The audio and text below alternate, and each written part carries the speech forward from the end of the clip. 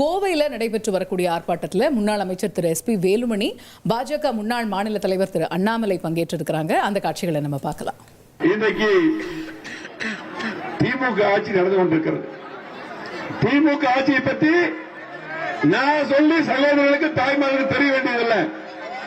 இந்த ஆட்சியில எந்த திட்டம் செய்யல அது ஒரு பக்கம். ஆனால் ஒரு ஆட்சி இருந்தால் மக்களுக்கு பாதுகாப்பு வேணும், பெண்களுக்கு பாதுகாப்பு, அதுதான் முக்கியம். பெண்கள் பாதுகாப்புல காம்ப்ரமைஸ் யாரும் ஆகக்கூடாது.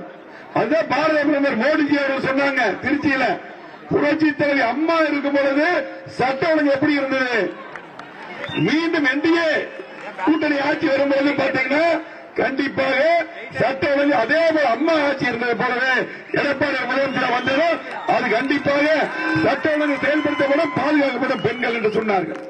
ஆகவே இன்றைக்கு பாத்தீங்கன்னா கிட்டத்தட்ட 5 ஆண்டுகள்ல பாத்தீங்கன்னா இன்றைக்கு சட்ட ஒழுங்கு முழுமையாக முதலமைச்சர் கையில சட்ட ஒழுங்கு இல்ல.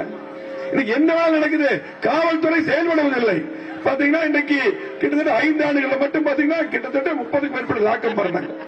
இந்த நடிகை தமிழக பாஜகவினுடைய முன்னாள் தலைவர் திரு அண்ணாமலை பேசி வரக்கூடிய காட்சிகளையும் பார்க்கலாம்.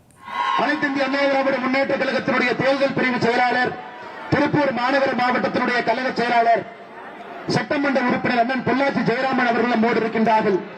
சட்டமன்ற உறுப்பினர் அண்ணன் எஸ் தாமோதரன் அவர்கள் நம்மோடு இருக்கின்றார்கள். முன்னாள் அமைச்சர் அண்ணன் வேலுசாமி அவர்கள் நம்மோடு இருக்கின்றார்கள். முன்னாள் அமைச்சர் அண்ணன் செல்வராஜ் அவர்கள், தமிழகத்தினுடைய முன்னாள் சட்டப்பேரவைத் தலைவர் அண்ணன் தனபால் அவர்கள், சட்டமன்ற உறுப்பினர் அண்ணன் வி பி கந்தசாமி